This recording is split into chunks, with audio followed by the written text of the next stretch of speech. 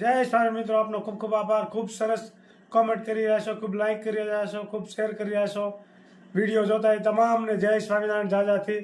આજ તો સરસ મજાની કઢી અને બાજરાનો રોટલો અસલ દેશી કાઠિયાવાડી ખાણું જોવા મળશે. અને સરસ મજાનું બાઈએ કીર્તન ગાયું છે. એ એક એક કઢી જીવનમાં ઉતારવા જેવી છે. ખૂબ સરસ મજાનું અને સાદું અને સરળ ભોજન અને સાદું અને સરળ કીર્તન બે સરસ મજાનું મળશે જો સાંભળવા. જય સ્વામિનારાયણ.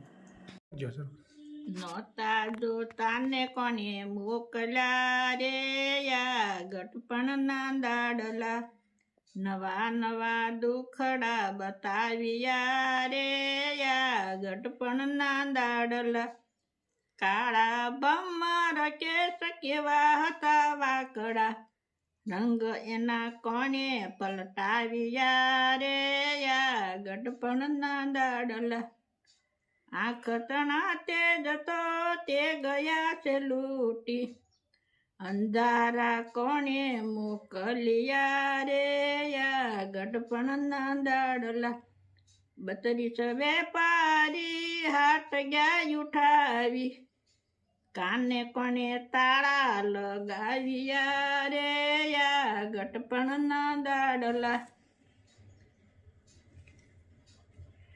પોતાના હતા તે તઈ બેઠા પારકા સ્વભાવ કોણે પલટાવ્યા રે યા ગટપણ ના દાડલા કરોડ રજુ ના બાલે ધનુષ્ય બનાવ્યા દંડા આ કોણે પકડાવ્યા રે યા ગટપણ ના દાડલા નટવર શેઠની નોટિસ આવશે કાયાના પાયા ડોલવ્યા રે યા ગઢપણ ના દાડલા. જય સ્વામિનારાયણ. ખૂબ સરસ ભજન ગાયું કે આ ગઢપણના કોણે કોણે મોકલ્યું. આ ગઢપણમાં બધું સભાઓ ફરી જાય, બધું ફરી જાય. એક એક કડી જાણવા જેવી છે. ખૂબ સરસ મજાની. જય સ્વામિનારાયણ. ખૂબ સરસ મજાનો બાજરાનો રોટલો બની રહ્યો છે. રોટલો કઢી બાજરા કા રોટલા. શિયાળામાં બાજરાનો રોટલો બહુ ફાયદાકારક છે અને કઢી તો બહુ જ ફર્સ્ટ ક્લાસ. આ બાજરાના લોટને થોડોક મહળવો પડે હમાયે એટલે રોટલો સરસ થાય અને કૂણો થાય. આ જૂનવાણી અસલ કાઠિયાવાડી બાજરાનો રોટલો બની રહ્યો છે. આજે દેશી ખાણું કઢી વધ રોટલા બા માટે ભાખરી. ખૂબ સરસ મજાનો રોટલો બની રહ્યો છે.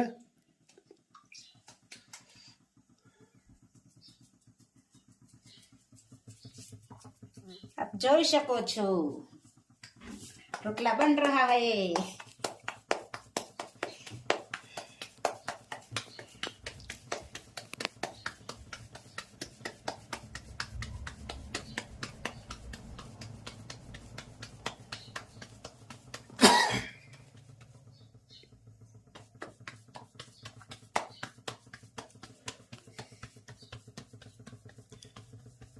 ઘણી બહેનો કહે કે અમને રોટલો આવડે નહીં, પણ એને પ્રેક્ટિસ થોડીક લેવી પડે. આવડી તો જાય. આવડી જાય ને. ઘણા વણી હતન બનાવે રોટલા વણી જ બનાવે.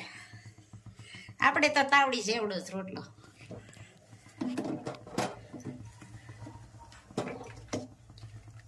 કઢી ઉકળ રહી હે. કઢી અને રોટલા આમાં બિલકુલ સુગર ન હોય. સુગરવાળાને તો ખાસ રોટલો ખાવો જોઈએ. ગમે એવું ડાયાબિટીસ હોય, ત્રણેય ટાણા રોટલો ખાય એટલે ડાયાબિટીસ એના હાથે ઓટોમેટિક વયું જાય. રોટલીમાં ઘણું સુગર હોય ઘઉંમાં, પણ અત્યારે ત્રણેય ટાણા ઘઉં ખાવાનું થઈ ગયું છે. બધીએ સુગર આવવાનું કારણ જ આ છે. બીજા નંબરમાં કામ ઓછું થઈ ગયું અને ઘઉંવાળી વસ્તુ ખાવા માંડ્યા એટલે ડાયાબિટીસ આ પ્રવેશ કર્યો ને કે ડાયાબિટીસ આપણા ગવઢિયાને હસોડી હતી જ નહીં. કોઈ નહોતી. હવે ઈ રીતના કેન્સર થઈ ગયા. પેલા કોક ઘરે ડાયાબિટીસ હતી, અત્યારે ઈ રીતના કેન્સર થઈ ગયા કોક ઘરે. કેન્સરમાં તો બધું દવાવાળું ખાતા હોય એટલે એનું પ્રમાણ મળે જ. બીજું છે કે માવા, બીડી, તમાકુ એ બધું નડતું હોય. એ કોઈ દી મોઢામાં ન નાખીને તો કાંઈ ન વાંધો આવે.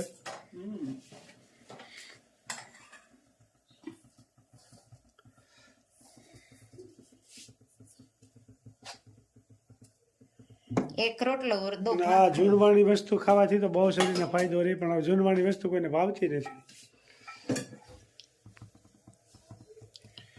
ખૂબ સરસ મજાનો રોટલો બન્યો છે, આપ જોઈ શકો છો. કઢી પણ થઈ રહી છે સરસ મજાની.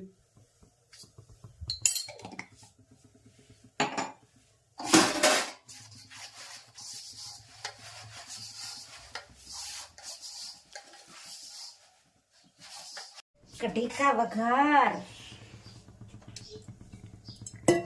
સરસ.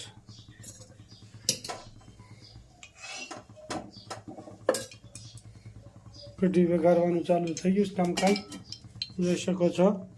એ મસાલા લીમડા લવિંગ બાદિયા પાન મરચું ને આદુ તમામ મસાલો કઢીમાં વપરાય છે, તે સ્વાદિષ્ટ બને.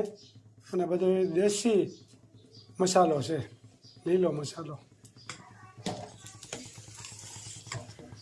ये कढ़ी उकड़ रही है, छड़ गई है, वघार चालू है. तेल नहीं आया पण वघार तो चालू है पण तेल नहीं आया.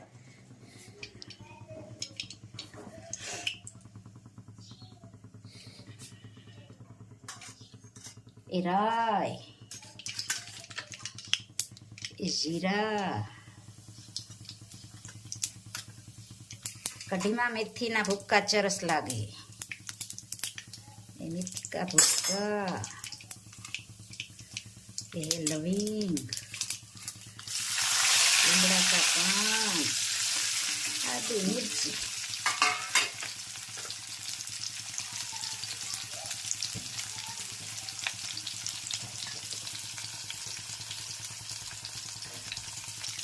चटनी हल्दी रेडी.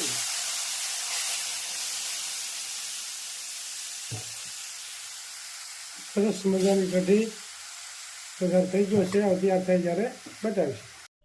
લાઈક કરો, શેર કરો, સબસ્ક્રાઇબ કરો, કમેન્ટ કરો ને બાય બાય ને જમવા પધારો.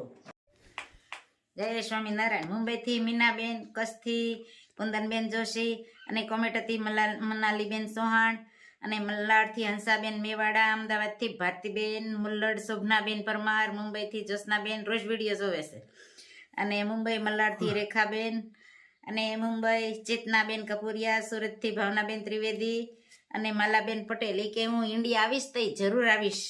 અને અમદાવાદથી રેખાબેન ચૂચક કોમેન્ટ હતી વાલોળના શાકમાં પાણી નહોતું નાખ્યું, નહીં ધોઈને ધીમે ગેસે 3 સીટી વગાડી એટલે પાણીની જરૂર ના પડે, ગમે તે શાક વઘારું.